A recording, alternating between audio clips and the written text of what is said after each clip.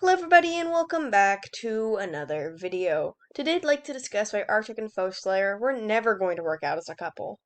This is honestly something I've wanted to cover for a while, as the fandom's view of this topic is pretty flawed. This video contains spoilers for the Winglet Runaways and Darkstalker Legends, so please keep that in mind.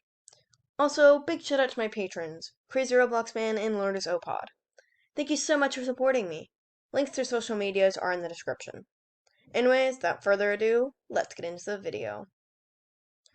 Arctic and Foeslayer is by far one of the most interesting relationships in Wings of Fire. The complexity of their relationship is something that I spent a while researching, and it was definitely one of the highlights of Darkstalker Legends for me. However, when you ask people their thoughts on Arctic and Foeslayer, they typically have two responses: hating the relationship and saying it was always toxic, or saying it deteriorated over time. But which of these is actually true? And to answer that question, I'd say they both are, in a way. Let's look at the timeline of Arctic and Foeslayer's relationship.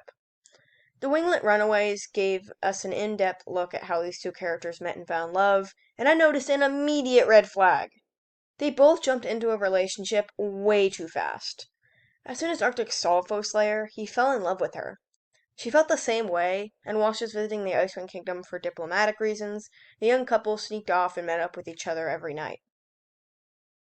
Some people argued their relationship was healthy then, but I'd have to disagree. Arctic and Foeslayer got into a relationship way too fast, and this is a massive red flag.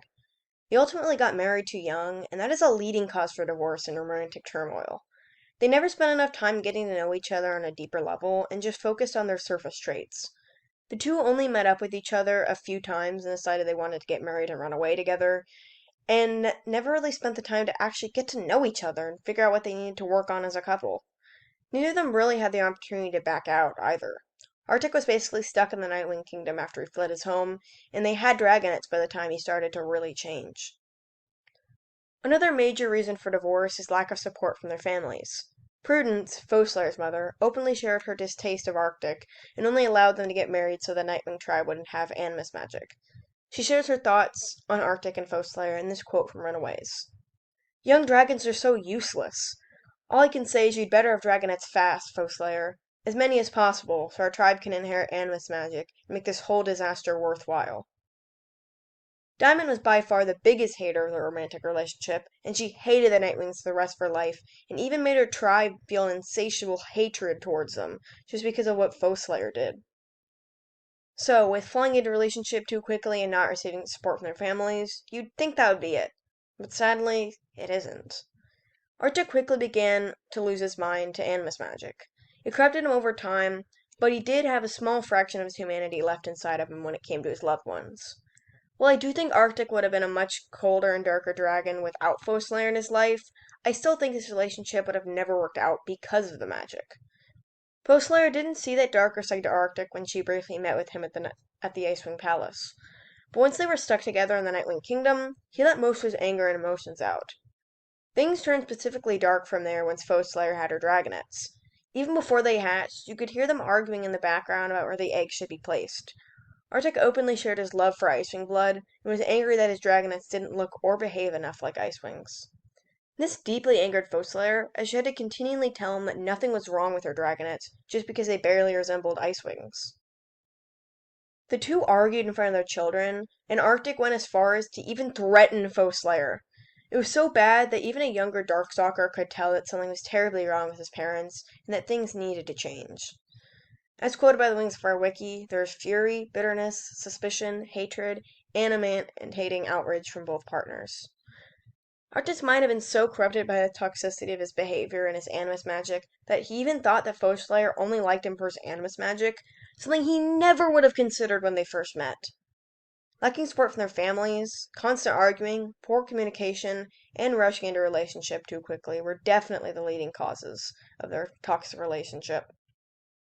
Hybrids and marrying outside your tribe are generally looked down upon as well, so it's not crazy to consider the fact that the Nightwings in the Lost Kingdom of the Night probably didn't like Arctic and treated him like an outsider, even though he gave them their animus magic, which they would soon come to regret when Darkstalker abused his powers.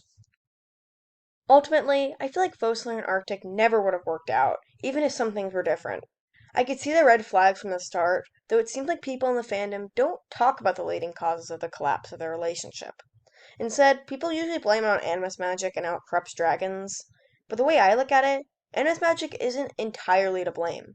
Sure, it was a massive contributing factor, but with the reasons I've listed in this video, I think it's safe to say that there were other factors involved. Arctic and Foeslayer was doomed from the start, and the blame ultimately falls on both of them.